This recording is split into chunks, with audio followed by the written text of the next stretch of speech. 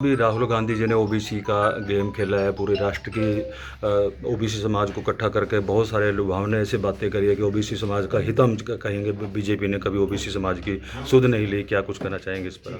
मुझे राहुल गांधी जी के मुंह से ओबीसी का नाम सुन करके हंसी आती है। जिन लोगों ने हमेशा एक बात कह करके कि कांग्रेस का हाथ गरीब के साथ, केवल और केवल उनके वोट हथियाने का काम किया, और जब उनकी सरकार लंबे समय तक इस देश के अंदर, प्रदेश के अंदर रही, तब उनको कभी भी ओबीसी की याद नहीं आई।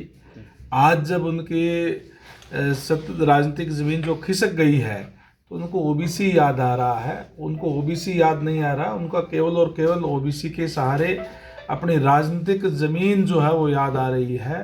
किस तरीके की जुल्म और ज्यादतियाँ वंचितों के साथ, पिछड़ों के साथ, दलितों के साथ उनके राज में हुई, वो आज भी लोग भूले नहीं हैं। अच्छी तरीके से याद है कि किस तरीके से हरियाणा प्रदेश के अंदर 10 साल तक भूपेंद्र सिंह हुड्डा का राज था। लोगों को गांव से भी पलायन तक करना पड़ गया था। वो चीज़ें सारी याद है। और किस तरीके से जो बैकवर्ड के जो लोग हैं, चाहे नौकरियों की बात हो, सरेआम नौकरियां जो बेचने का काम करते थे, सरेआम एक बात कह करके कि योग्य उम्मीदवार ना मिलने के कारण ये पद रिक्त छोड़े जाते हैं, बैकलॉग छोड़ दिया जाता था ओबीसी का। आज उसी ओबीसी की याद कांग्रेस पार्टी को आ रही है।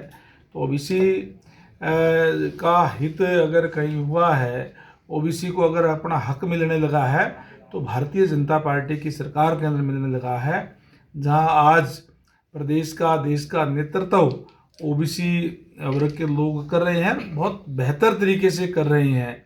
तो आज इसलिए ओबीसी की याद राहुल गांधी जी को जो है वो आने लगी है। किसानों की अभी डीएपी की खार की समस्या कुछ आ रही है कि वितरण सही तरीके से नहीं हो रहा है, कुछ स्टोर किया जा रहा है, तो उसके बारे में क्या कदम उठाए जा रहे हैं? कहीं कोई स्टोर नहीं किया जा रहा, और इस तरीके का अगर कोई भी करता है तो हमारे डिपार्टमेंट के अधिकारी जो उनके खिलाफ एक्शन लेते हैं। कमी कहीं भी कोई नहीं है। किसी के मतलब इस तरीके की बयानबाजी विपक्ष के लोग और करके जो है लोगों के अंदर एक भय पैदा करने का काम करते हैं, एक इस तरीके का दिखाने का काम करते हैं कि उपलब्ध है नहीं। तमाम प्रबंध सरकार की तरफ से किए जा रहे हैं, व्यवस्था की हुई है, किसी को कोई परेशानी जो है नहीं आएगी। विपक्ष ने बिजली के बिलों की भी बढ़ोतरी का भी मुद्दा उठा रहे हैं, बिजली के बिल बढ़ा दिए आप गए हैं। विपक्ष के लोगों से ये पूछने का काम करें, जब उनकी सरकार थी तो रेट क्या था, आज क्या है।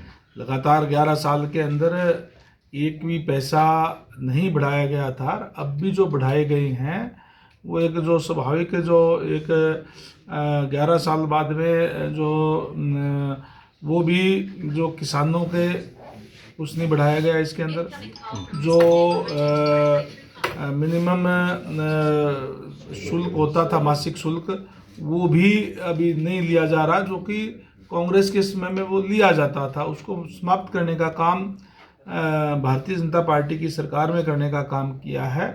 केवल और केवल जो बड़े कंज्यूमर है उनका जो है थोड़ा बहुत बढ़ाया गया है, वो भी समय के हिसाब से।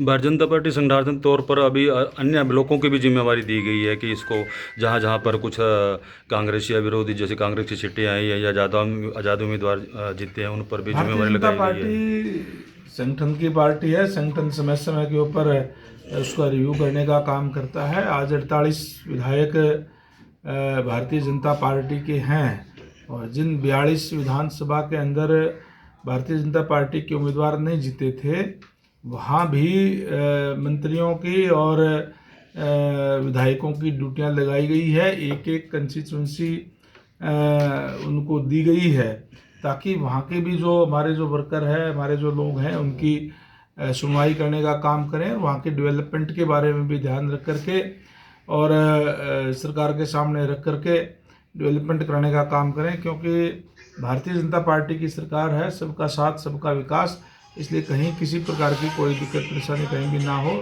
इसलिए व्यवस्था की गई है। Thank you sir.